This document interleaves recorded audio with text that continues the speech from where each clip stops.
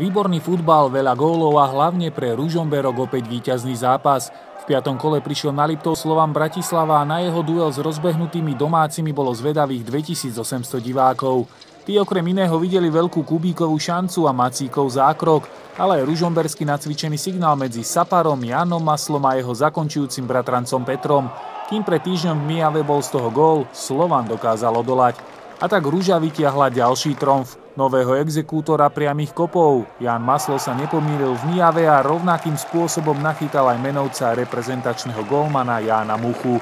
Kombinačné akcie ako táto neúspešná slovanistická, ale aj individuálne pokusy o presadenie sa, ako to skúšal Gál Andrézli. Futbal hráčom chutil, dalo sa naň pozerať, ale až tak zblízka, ako si to užil jeden z asistentov rozhodcu, to príjemné nebolo.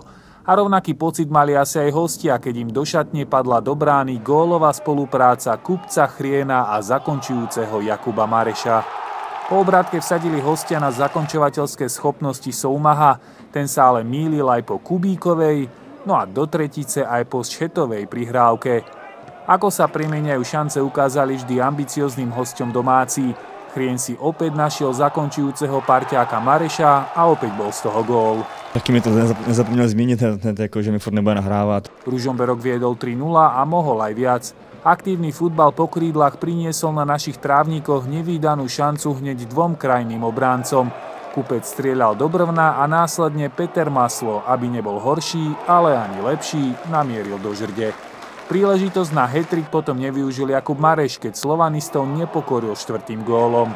Tí v tom momente úplne strácali zápas a dočasný tréner Koník musel reagovať. Jim se podařilo dát jednoho góla z jedné akce a pak samozřejmě šli psychicky nahoru a my jsme se trošku zatáhli a ten druhý gól takhle to trefí jednou za život. No, jako krásná branka od něj, ale říkám, musím takový mužstvo zkušený, že to prostě musíme uhrát tak, aby jsme ty nervy už neměli. To nemyslím, že by to bolo nejak mentálne, alebo že by nevládali, to vôbec nepripúšťam.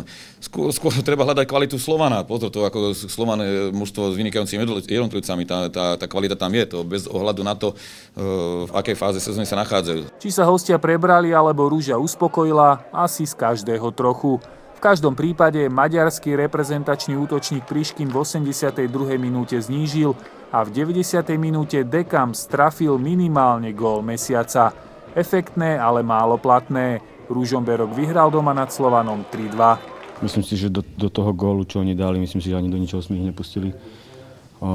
Možno keď som na niečo zabudol, nejakú strelu alebo niečo, ale proste myslím si, že absolútne sme kontrolovali zápas. Boli sme lepší, myslím si, že sme si absolútne zaslúžili tieto 3 body. Parádní zápas do stavu 3-0, no pak to parádní zápas moc nebyl, no, protože jsme si to zkomplikovali a víc doma 3-0 a ještě z toho udělat ke konci takovýhle drama. Si prostě musíme získat, že to vlastne nesmí stát. Bratislavčania prehrávajú v tejto sezóne až príliš často, čo sa asi ťažko vysvetľuje. Zrejme aj preto novinárom radšej nič povedať neprišli. A tak ich za zdvihnutie hlavy v závere pochválil aspoň dočasný tréner, ale aj on musel skonštatovať. Treba povedať, domáci vyhrali zaslúžene, boli efektívni, boli agresívni. Tá ich krídelná hra, ktorá v princípe je pre nich dominantná, sa aj dnes prejavila. Čiže treba jednoznačne povedať, že výsledok je zaslúžený. Norbert Hrnčar sršal spokojnosťou nielen z výhry, posunu na 3. miesto v tabuľke, ale aj z prejavu tímu v posledných zápasoch.